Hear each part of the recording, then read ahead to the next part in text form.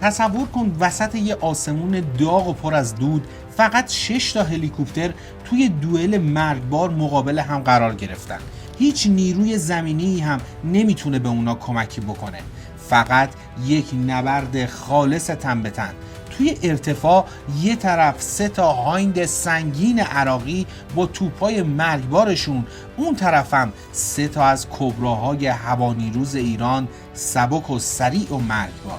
سلام، من جلال هستم و اینجا زاغ مدیاست. یک داستان بسیار هیجان انگیز، اکشن و فوق‌العاده رو از یک نبرد هوایی براتون آماده کردم که مطمئنم در پایان ویدیو نظر شما رو جلب میکنیم. ولی قبل از اینکه ادامه ویدیو رو تماشا بکنید حتما کانال ما رو سابسکرایب بکنید تا از ویدیوهای بعدی ما باخبر بشین. طبق معمول داستان رو از زبان یکی از شاهدهای عینی و از زبان خلبانی که در این عملیات حضور داشته بیان میکنم تا بتونید لحظه به لحظه اون اتفاقها رو در ذهنتون تصور بکنید. صدفاً یکم خلبان علی چراغلو این داستان رو بیان کرده. من داشتم با یک هلیکوپتر 206 پرواز میکردم. یک پرنده کوچیکه ولی خیلی چابکه. این هلیکوپتر برای کارهای شناسایی و پرواز توی منطقه سخت و کوهستانی حرف نداره. اون روز یک مأموریت ویژه به هم سپرده بودن. باید همراه یکی از فرمانده‌های نیروی زمینی منطقه هورالهویزه رو شناسایی میکردیم. اما یه مشکل بزرگ وجود داشت. نیروهای عراقی درست توی خط مقدم جلوی باطلاق مستقر شده بودند و پدافندشون هم خیلی قوی بود. اگر از روبرو وارد می شدیم احتمال این بود که بزننمون. برای همین تصمیم گرفتیم یک مسیر دیگر رو انتخاب بکنیم و از پشت خطوط عراقی‌ها وارد بشیم.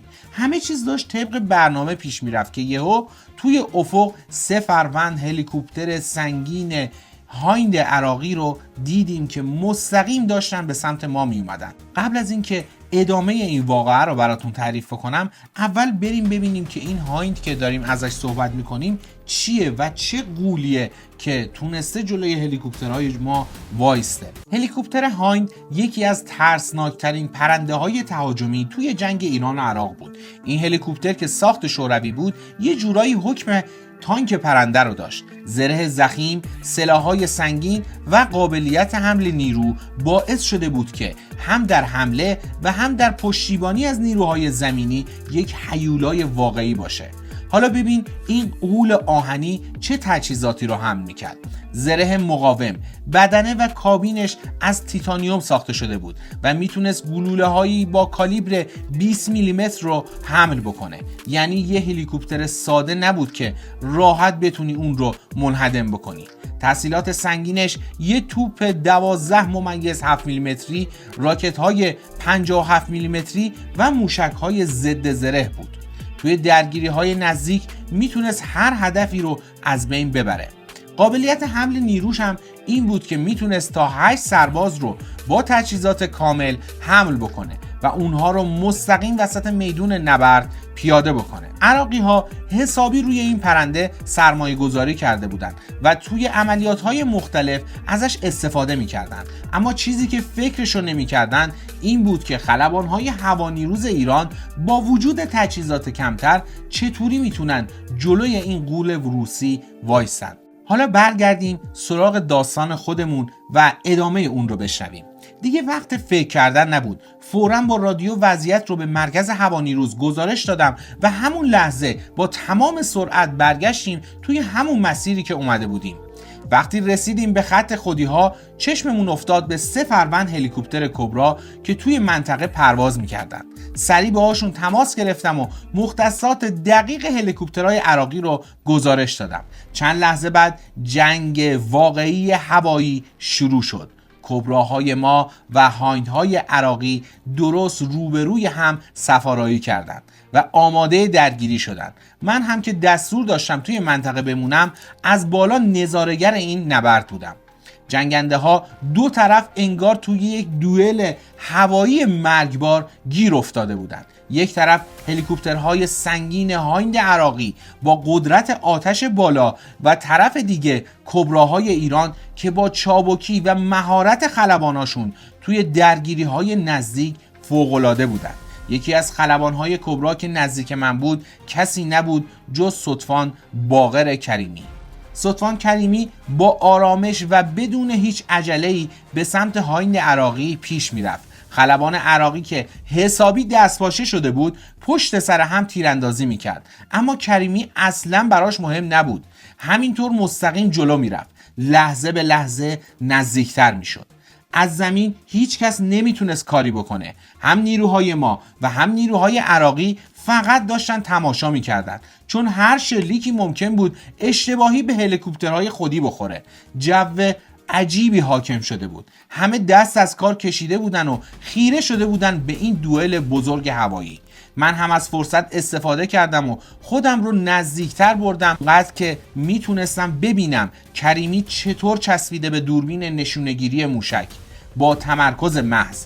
کمی اون طرفتر دو هلیکوپتر دیگه کبرا و هایند عراقی توی یک نبرد نزدیک درگیر شده بودند. هر دو صحنه به قدری نفسگیر بود که آدم نمیدونست باید کدوم رو نگاه بکنه. از اون طرف نیروهای زرهی ایران که داشتن مکالمات رادیویی رو میشنیدن انگار کل تمرکزشون از روی زمین برداشته شده بود و فقط توی ویسیم داد میزدن بزن بزن. لحظات آخر نزدیک بود. کریمی همینطور به پیش میرفت. فاصلش با هایند عراقی حالا خیلی کم شده بود. نفسها توی سینه ها حبس شده بود. هیچ کس کاری نمی کرد. انگار همه منتظر یک لحظه سرنوشت ساز بودن و همون لحظه خلبان عراقی که فهمیده بود توی تیررس مستقیم کریمیه سعی کرد با یک گردش ناگهانی از خط آتش کبرا فرار بکنه، اما دیگه دیر شده بود. موشک تاو کبرا از لانچر رها شد، با سرعت رفت و درست خورد وسط هلیکوپتر عراقی. هایند توی آسمون شعله‌ور شد و یک تیکه آتش که داشت سقوط می‌کرد رو به همگی نشون داد، ولی قبل از اینکه حتی به زمین برسه توی هوا متلاشی شد. چند لحظه بعد دیگه هیچی ازش باقی نمونده بود و درست همون موقع دو هلیکوپتر کبرا دیگه هم موفق شدن دو هایند عراقی رو با موشک‌های تاو خودشون بزنن. همه چیز تموم شده بود. کبراها دیگه مهماتی نداشتن، پس وقتش بود که برگردن. توی مسیر از طریق رادیو گزارش جنگ هوایی رو به قرارگاه ارسال کردم. وقتی رسیدیم پایگاه یک استقبال عجیب در انتظارمون بود. پرسنل هوانیروز و فرمانده ها همه جمع شده بودن و با شور و هیجان ازمون استقبال میکردن. اون حس غرور و پیروزی توی چهره همه معلوم بود. فردای اون روز این خبر مثل بمب توی رسانه های کشور ترکید. همه جا صحبت از یک نبرد هوایی بزرگ بود و البته شجاعت و مهارت خلبان‌های کبرا.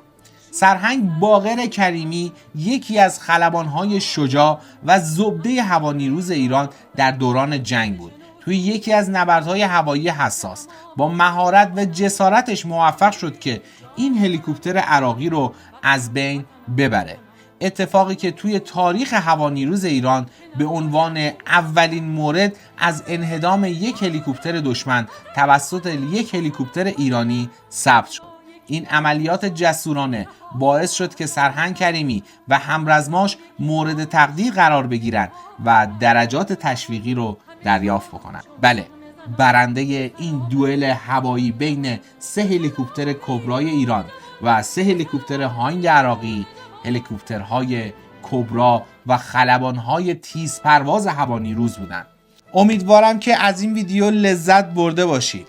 بله، ما هم افتخار میکنیم به وجود همچین خلبانهای شجاع و تیز پروازی که از این آب و خاک دفاع کردند. ولی خواهشم از شما اینه که با لایک های خودتون و کامنت های خودتون به ما نشون بدید که این ویدیو مورد رضایت شما بوده و قهرمانهای وطنمون رو بیشتر به مردم نشون بدیم. اینجا زاغ مدیاست و من جلال هستم.